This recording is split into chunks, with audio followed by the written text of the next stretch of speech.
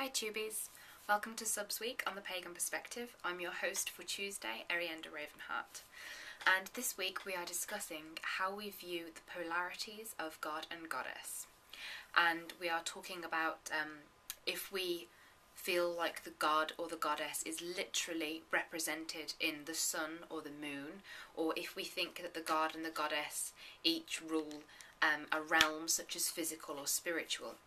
So we're really talking how we personally relate to the polar concepts of deity. This is quite an interesting subject actually, because for me it's not necessarily very clear. It's certainly not very clear in a way that I can explain it particularly understandable for you all. I do feel like Charlie said in her video, if you haven't seen it already, go and check that out.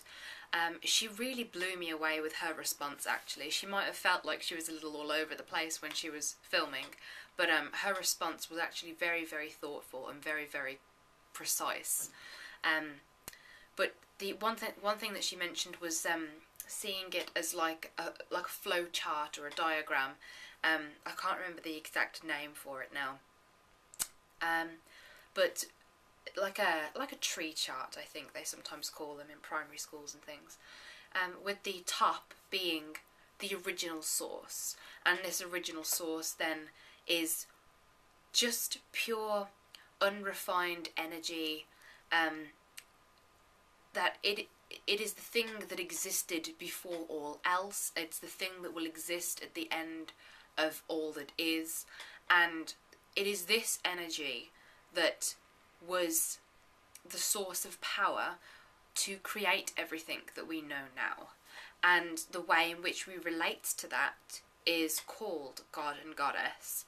And through various creation stories and mythology, we can put some kind of personal characteristics into God and Goddess by giving them various archetypes that we generally define as the old gods, so pre-Christian gods from various mythologies, various cultures.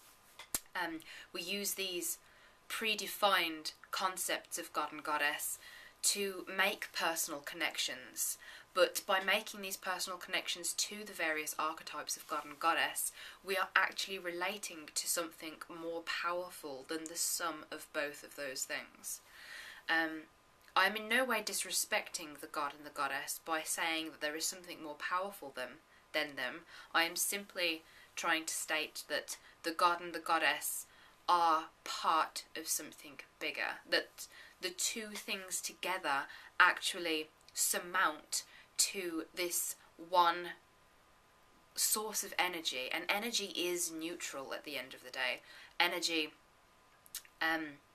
without form, energy without direction or purpose is simply neutral energy. It exists. It's sort of like the battery, and then the God and the Goddess are various machines that can work because they're powered by this source. So the God and the Goddess get their energy from somewhere, and we get our energies from the God and the Goddess. So that is sort of how I can explain it at the meantime. So if you bear that in mind, I will then tell you about how I see these polarities. For me, the God is quite situated in the physical realm. I believe quite heavily in the creation myth that the Goddess came from the original source of energy, and then she split herself apart into herself and the God, and then the God is what divided to become physical form. He became the planets, the stars, and everything on Earth. And after that, the Goddess was moved by the beauty of what she saw, and she split apart into the many souls, into the many spirits that exist within plants and rocks and trees and animals and people. So I feel like the God is the physical incarnation and the physical matter with which everything is made up. So, like, similar to what Charlie said, you know, even inanimate objects, even man-made objects, they do resonate a particular energy. And this isn't just something that we've made up to say that energy is real, to say that magic is real. From a physics point of view, I did do a little bit of physics in school, not that I got very far with it, but from doing that like basic concept of physics, you understand that everything is made up of particles, everything is made up of atoms, and the atoms are made up of even smaller particles still.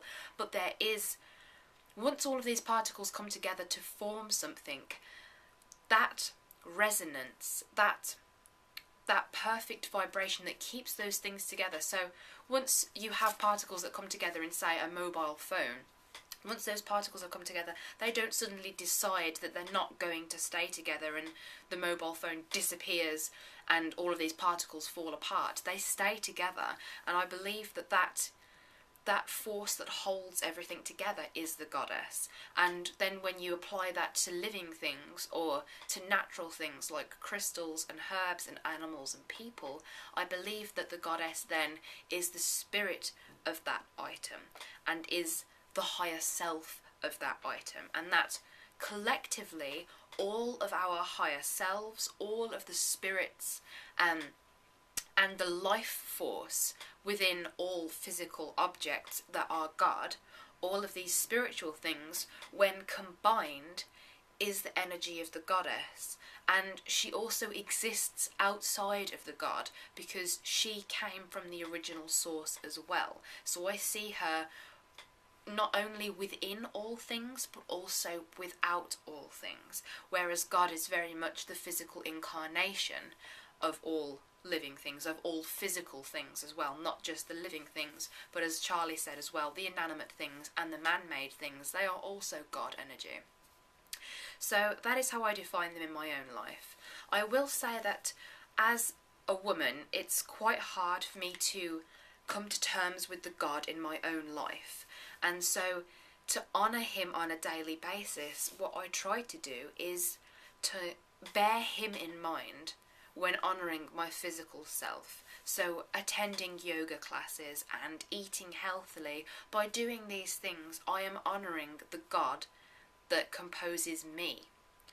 And by honouring my spiritual self through meditation, through various spiritual studies, through spellcrafting, I am working with my own personal goddess self, or my higher self that I believe is goddess energy.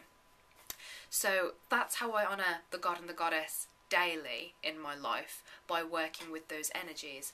But at the same time, similar to what Charlie said again, there are masculine and feminine forces within everything, and I do believe that as well. Some crystals have feminine forces but also masculine forces. I have feminine energies and things, and I also have masculine energies. Like Charlie, I can sometimes be very protective, and I can be very almost aggressive sometimes, and I do try to control that, but there are some subjects that get me quite riled up, and I feel quite moved to defend myself or to defend others in those circumstances, and so that's quite what I would consider to be a masculine force. But again, you have to then widen the whole subject to what is masculine forces, what are feminine forces, and then you have the whole idea of, society predefining what are considered to be masculine and feminine traits, which is a whole new kettle of fish. So I think that is as simple as I can put it for you, so forgive me if that doesn't make sense to any of you. I'm not entirely sure that made much sense to me either. So this has been a very interesting topic. I might actually follow this up on my own personal channel, so stay tuned there if you want to hear more about this topic. So thank you all for watching, thank you for the excellent video topic, and for those of you who haven't already, check out Charlie's video from yesterday because it's amazing. Hope you're all doing well, and blessed be.